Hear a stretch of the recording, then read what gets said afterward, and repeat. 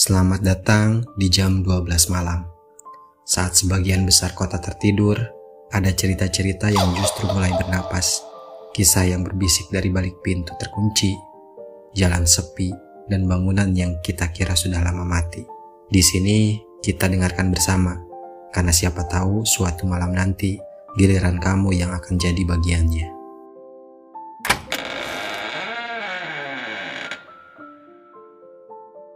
Di Surabaya, tepatnya di kawasan Jalan Puncak Permai 2, berdiri sebuah bangunan yang namanya sudah melegenda, Rumah Darmo. Kalau kamu lewat siang hari, mungkin kamu hanya akan melihat sisa-sisa tiang hangus, dinding retak, dan halaman yang ditelan semak liar. Sekilas, tidak ada yang istimewa, hanya rumah tua yang lama terbengkalai. Tapi bagi warga sekitar, tempat ini bukan sekedar bangunan kosong. Mereka menyebutnya rumah kutukan, sebuah monumen hidup dari cerita kelam yang tak pernah padam. Bentuk rumah ini sendiri menyimpan sisa-sisa kemegahan masa lalu. Pilar-pilarnya masih menjulang meskipun retak. Sisa pagar besi berkarat berdiri membentang, dan di antara semak liar itu terlihat bekas jalur masuk yang dulu menjadi jalan mulus untuk mobil-mobil. Malam hari suasana di sekitarnya berubah drastis. Lampu jalan berasa redup, udara lebih dingin dari biasanya, dan hembusan angin selalu membawa aroma tanah basah, bercampur samar bau melati. Sejak terbakar hebat pada tahun 1997, rumah ini benar-benar kosong. Tidak ada yang berani mendekat, tanpa alasan yang sangat kuat. Bahkan para petugas keamanan yang ditugaskan menjaga area tersebut seringkali memilih untuk tidak terlalu lama berada di dekat bangunan. Mereka mengatakan ada perasaan seolah-olah diperhatikan dari balik jendela yang sudah tak lagi berdinding kaca. Bagi warga sekitar, Rumah Darmo adalah pusat dari berbagai cerita menyeramkan, penampakan sosok-sosok gaib, suara-suara aneh di malam hari, hingga perasaan mual dan pusing yang sering menyerang mereka yang melintas terlalu lama. Bahkan di siang hari, beberapa orang mengaku merasakan hal aneh, seperti berat, menekan dada, dan membuat bulu kuduk meremang. Puluhan tahun sudah berlalu, namun nama Rumah Darmo tetap melekat di benak masyarakat. Tak peduli seberapa cepat ini tumbuh, rumah itu tetap berdiri tak tersentuh waktu, menyimpan misteri yang seakan menolak dilupakan.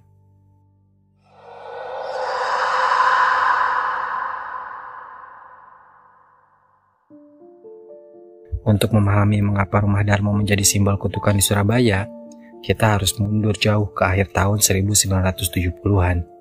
Saat itu rumah ini dibangun sebagai istana megah bagi sebuah keluarga yang namanya hanya dibisikkan, keluarga Darmo.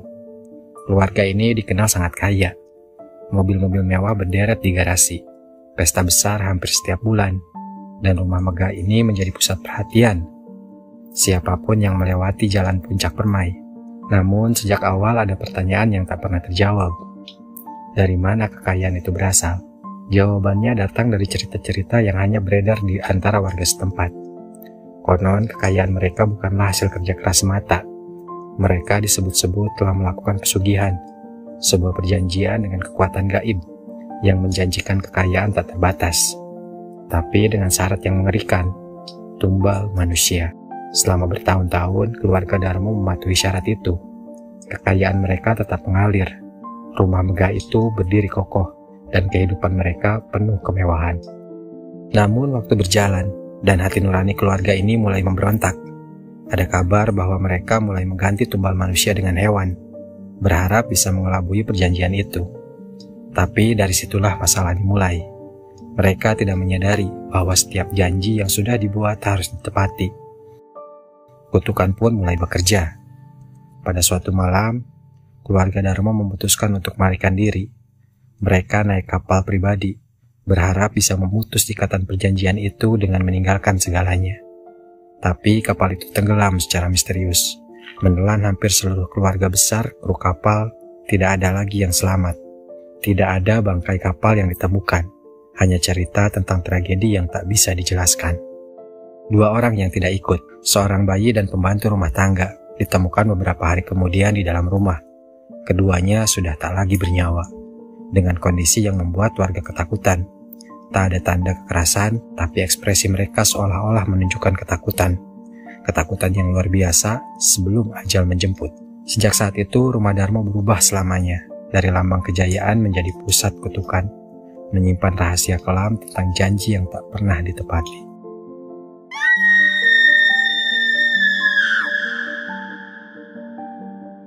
Ardi sudah 3 tahun jadi driver ojek online di Surabaya.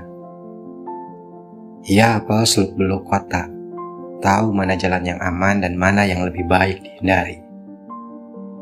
Satu area yang selalu ia jauhi adalah Jalan Puncak Permai, rumah bagi bangunan megah yang sudah puluhan tahun kosong. Warga sekitar sering bilang, rumah itu bukan sekedar bangunan kosong, ada cerita-cerita lama tentang keluarga kaya yang hilang di laut. Dan semenjak itu, rumah megah mereka ditinggalkan begitu saja. Ardi biasanya cuma tersenyum setiap kali dengar cerita itu. Sampai suatu malam, hujan deras membuatnya menerima orderan yang tak sengaja. Pukul 23.40, ponselnya bergetar, notifikasi aplikasi menunjukkan pick up di Puncak Permai. Insentif lembur dan hujan yang semakin deras membuat Ardi berpikir 2 kali untuk menolak. Begitu sampai jalanan lengang, gerbang besar rumah itu setengah terbuka, bergoyang diterpa angin malam. Di baliknya terlihat halaman luas penuh ilalang basah. Lampu rumah gelap, sebagian atapnya runtuh. Ardi mengetik pesan di aplikasi. "Halo kak, saya sudah di depan rumah." Balasannya datang cepat. "Masuk saja sebentar, saya di dalam." Ardi menelan ludah. Ia tidak berani melewati gerbang.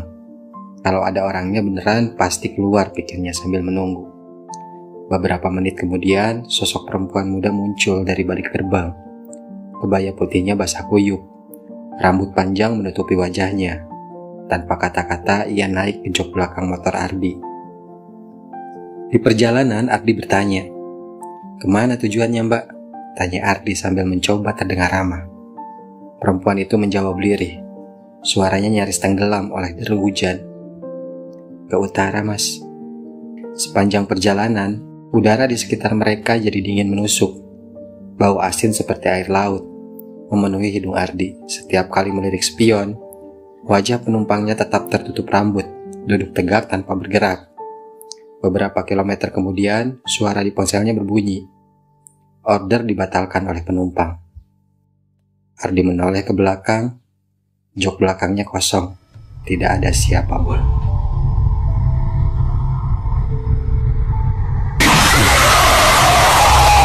Malam yang sama di warung kopi di pinggir jalan, Pak Jaim dan beberapa warga sedang berteduh dari hujan.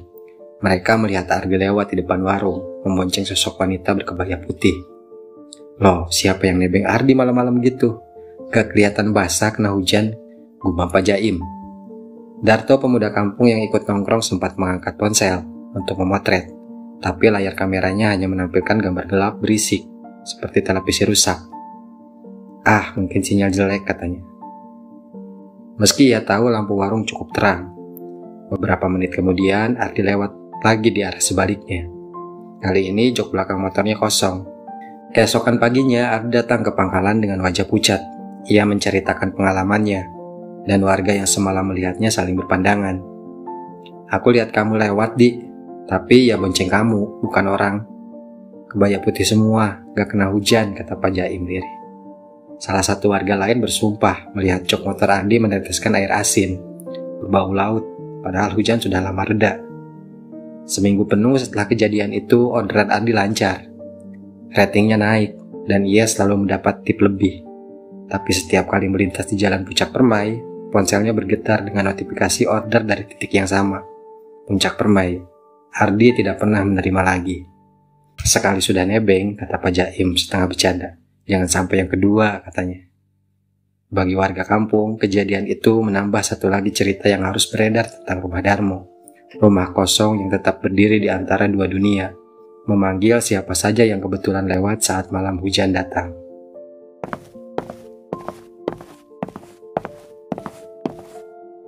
Meski rumah itu sudah lama kosong, cerita-cerita tentangnya tidak pernah benar-benar mati. Warga sekitar, mereka yang sudah bertahun-tahun hidup di kawasan Jalan Puncak Permai, hampir semuanya punya kisah sendiri tentang apa yang mereka lihat, dengar, atau rasakan dari Rumah Darmo. Banyak yang mengaku melihat sosok Perempuan berpakaian putih muncul setiap malam Jumat Kliwon. Sosok itu turun dari sebuah mobil hitam yang tiba-tiba berhenti di depan pagar. Ia menabur bunga di tanah yang sudah lama kering. Berdiri diam sejenak lalu menghilang begitu saja.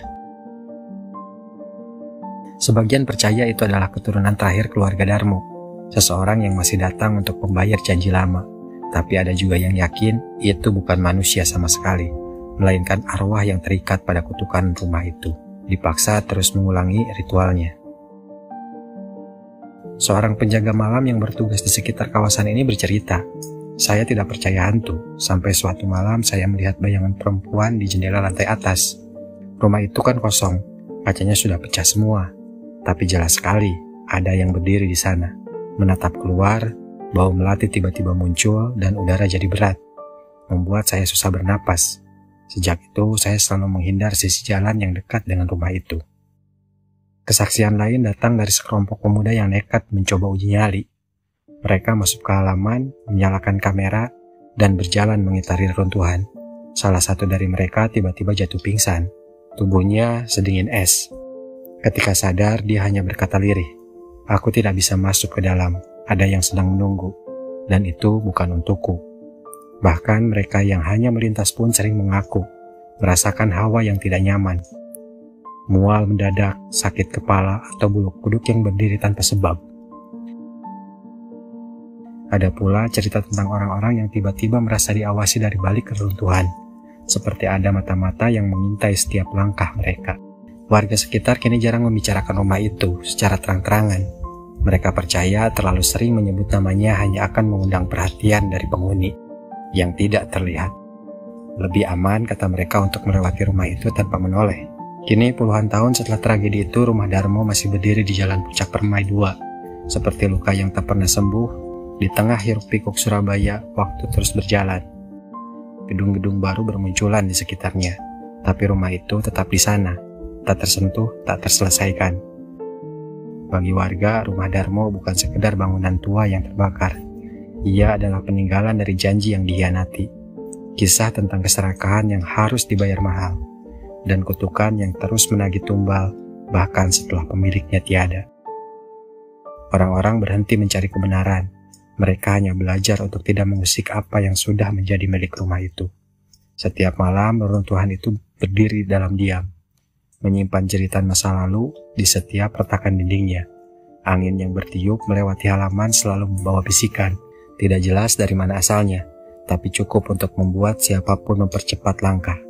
Dan bagi mereka yang berani berhenti terlalu lama, ada satu perasaan yang hampir selalu sama, diawasi dari balik kegelapan, seolah sesuatu atau seseorang masih menunggu di dalam sana, menunggu janji yang belum ditepati, menunggu tumbal yang belum lunas. Jadi kalau suatu hari kamu lewat di Jalan Puncak Permai 2, jangan terlalu lama memandang. Karena seperti kata warga sekitar, ada hal-hal yang sebaiknya tidak diperhatikan, apalagi dibangunkan dari tidurnya.